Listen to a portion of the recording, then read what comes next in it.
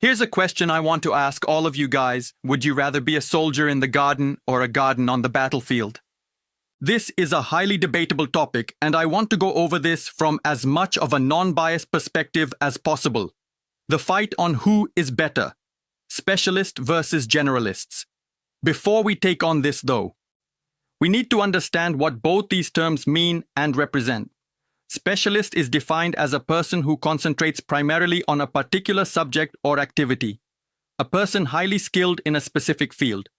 In other words, a person who has a lot of training knowledge or skill in a specific area. They are regarded as either an expert or master in the field.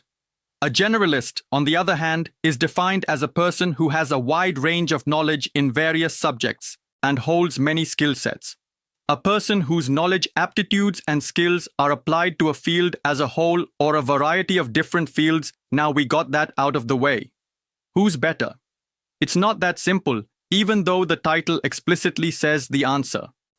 You have to first hear me out on a couple of key points to not get a false impression or idea. We are living in what some people call a digital renaissance, because technology has introduced many untold possibilities. Many opportunities have risen, but they've also introduced a lot of disruptive innovations. This spotted the need for people, more specifically leaders, who can competently manage and handle multiple specialists in different industries. Throughout the history of mankind, specialists have always existed and have been carried with us even through evolution. I mean, even specialists don't just exist in humans. Other animals, like ants, that operate in the colony have specialists as well. Some of them are responsible for finding food, others are responsible for digging, and some lucky ones guarding the queen. The same applies to us humans. We need a specialist who can gather or hunt food, farm crops, and build houses. For modern society, where there are a gazillion unique jobs, each serving a role and function in society, but we're forgetting one thing: who manages them, who's leading these specialists, who are pulling the strings in the back and making society run with order. This role gives birth to and need for generalists, and they are far more valuable than any of the specialists. Let me explain. You need to be decently adequate in a specific field to manage people in it, let alone multiple fields. There is a common misconception that generalists are another way of saying someone who is not good at anything, and this is simply not true. A real generalist will have competent, at least above average skills in their fields. You can't just have a basic grasp of understanding in the field and add it to your generalist arsenal. Here's an example. How does a nuclear reactor work? What? It's a simple question. It's hardly a simple answer. Of course. You presume I'm too stupid to understand.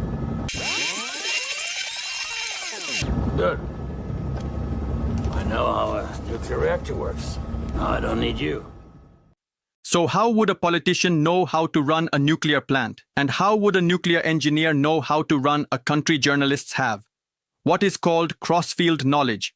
They are multidimensional and able to flexibly think from different perspectives and apply different fields of insights.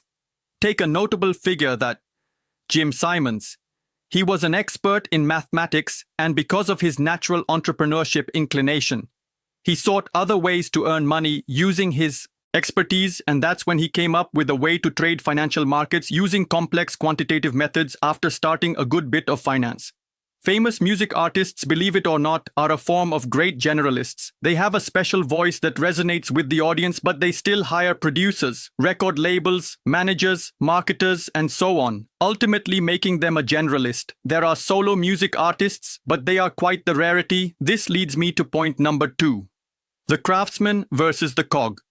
You need to understand the concepts of value and outcome-based thinking. The output you make does not necessarily reflect the input.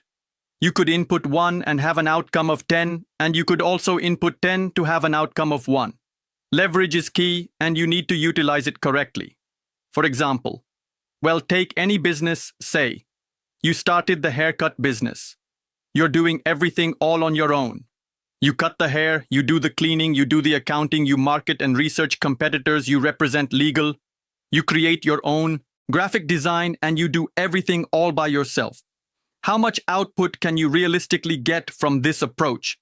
Now, if you have a dedicated person, for example, a specialist, performing in each of these roles, well, I'll let you do the math yourself. But I'll give you a hint.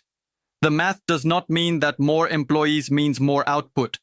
The analogy here means that a generalist will leverage specialists who perform excellently in each of these roles, which will give far superior output. Outcome-based thinking focuses on how to get more output, while having less input, the generalists are the crafts, while the specialists are the cogs in the machine.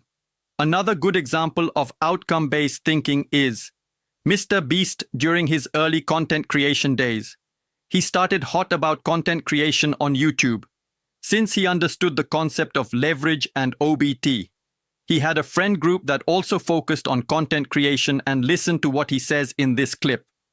I somehow found these other 4 lunatics. Three of us were college dropouts, one was a high school dropout, and we basically talked every day for 1,000 days in a row and did nothing but just hyper study. If you envision a world where you're trying to be great at something and it's just you mess up, you learn from your mistake. You in 2 years, might have learned from 20 mistakes. Or if you have 4 other people who are also messing up, and when they learn from their mistake, they teach you what they learned. Stuff like that. Hypothetically, you 2 years down the road have learned 5 times more of the amount of stuff. So it just helps you grow exponentially way quicker, if that makes any sense. Revisiting back to when I mentioned the digital renaissance. We now live in a world technologically evolving so fast that soon specialization alone won't suffice.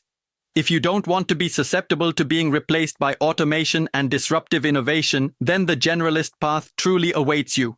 If you bring up the argument for irreplaceable specialization roles that don't exist, I'll do you one better though. Specialization roles or jobs evolve through technological development. If you were an architect in the 20th century who could only specialize in using traditional drawing boards, you would have been easily replaced by AutoCAD, and now there's that hot debate going on from the rise of AI-generated art. If you want to be invincible to disruptive in times faster, I even hate saying this overused F word, but AI scientists are thinking machines that allow us to process input data and generate output far more efficiently and faster than ever, making it a feedback loop with exponential. You'll have the better scale and more power with just average skills and a good network than an expert skill all by yourself. Number 2, learn just enough of a specific skill or field. You only need to be an intermediate chess player to understand how grandmasters think and strategize. You only need to beat the Ender Dragon once in Minecraft to understand how speedrunners beat the game quickly. You only need to know roughly how full-stack development works to create a team of front-end UI/UX designers and back-end developers to form your own IT team. The point is, you only need to know just enough to be able to converse with the experts in the field, because you're not the one working or doing the task. You just need to be able to lead and direct them with a goal. Number 3, have a sense of true curiosity, passion, and dedication with a vision. Nothing, and I mean nothing, repels specialists more than people who have no natural inclination or curiosity to their field. No experts will align with you if you don't possess this mindset they want. They need a purpose and a reliable, competent generalist. For example, take Elon Musk and how he can manage multiple billion-dollar companies in different industries. He has a clear vision and sense of true curiosity to the point of learning. Rocket science to work with aerospace engineers, and passion. Number 4, adaptability. You need to adapt or die. There are so many cases of incompetent generalists that cannot realize the true potential of their team because they fail to adapt with the current times. Managers, for example, that don't want to use or even learn new technology that enables their competitors to outperform them tenfold, leaving them behind in the dust. Or executives who are too scared to evolve through company ideologies or business models to fit with a changing environment and community. In conclusion, the debate between being a specialist and a generalist is not about determining which is inherently better, but rather understanding the value it brings to the table. Specialists provide deep, focused expertise and are crucial for mastering specific tasks and advancing particular fields. However, as we live in a society that progresses exponentially, the role of the generalist is becoming increasingly vital. Generalists are the ones who can bridge gaps between diverse fields, manage and coordinate specialists, and adapt to new challenges and opportunities. They possess the ability to learn and integrate knowledge from various domains, making them indispensable in leadership roles and in navigating the complexities of modern life. So you should strive to be a jack of all trades and master of at least one. Embrace curiosity instead of ignoring it. Thanks for watching, everyone. I hope you enjoyed this video. If you want to support me as a creator, then leave a thumbs up and subscribe if you're looking forward to more of my content.